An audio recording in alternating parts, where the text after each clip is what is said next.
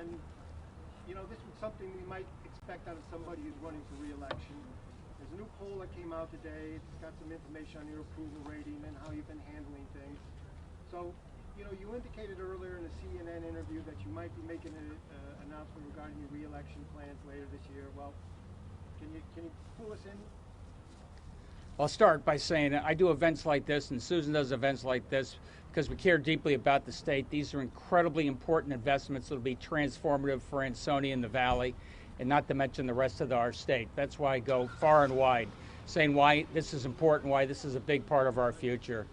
But to the heart of your question, I filed the paperwork today, which facilitates our getting into a political campaign. I've got to make up my mind formally in the months to come, but I figure let's be prepared, let's file the paperwork, let's get this thing going. An exploratory committee or a full-fledged candidate committee? I don't know, which is it? It is a candidate committee. And I believe his papers will say he's running for governor, and mine will definitely say I'm running for lieutenant governor. There you go. Thank you. Clarity is important on these things. We are not exploring. You're not exploring. So if you should both decide you want to run again, I would imagine you'd be running as a team again, correct? I love working with Susan Beiswitz. I think we're a great team. The answer to that is yes.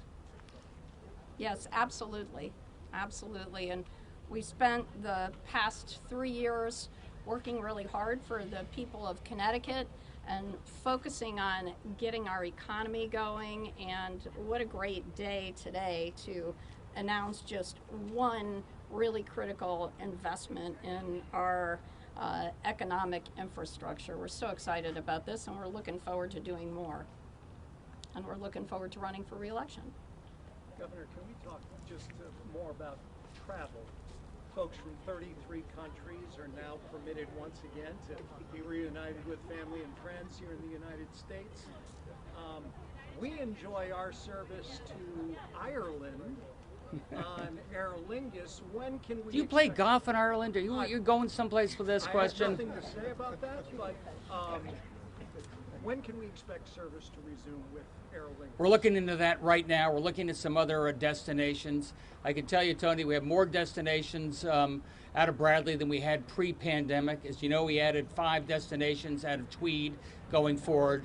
So when we talk about transportation in this state, it's rail, it's our ports, it's our airports, and speeding up our highways as well.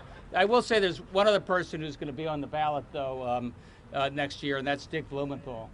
And I'm really looking forward to that, Dick. You've been a great compatriot for us. Proud to be with you. Governor, your take on West Haven. There was a report that some of the money was used to spend for a marching band, Christmas decorations. I have zero tolerance for this stuff. We've got the federal government making the biggest investment in infrastructure and hopefully the biggest investment in people and daycare and childcare, really in the last 50 years. So our job as governor, lieutenant governor, Department of Transportation is to give people confidence this money is being well invested. So I am shocked by what I saw going on in West Haven. I'm going to make sure that doesn't happen at the state level, and we're going to come down hard as we see what happened in West Haven. Have you reached out to Mayor Rossi to discuss this? I have not personally talked to her as yet, no. Governor, any reaction to Hartford looking to lift its indoor mask mandate? Well, I haven't heard that, but I can tell you that towns across the state, we gave them the discretion to lift their mask mandate, or gave it up to them, and more and more are saying, look, Connecticut's in a very good place. We have highest vaccination, lowest infection almost in the country. So I'm not surprised that Hartford's saying, thanks, folks, for taking the protocols so seriously. Perhaps we don't need to wear the masks indoors. And have we had any updates in terms of children getting their vaccine here in the state? I can tell you that thousands have gotten vaccinated. I can tell you that it's available at pharmacies, available at your pediatrician, it's available soon at your schools, many schools already right now, obviously all with parental permission. I'd like to think the vast majority of those kids are going to be vaccinated by the end of this year. Getting back to your re-election plan, when would you expect to make your final decision? What would a likely timeline be? Look, I love the job. I think we're making a difference. I think the state is much better off today than it was 3 years ago.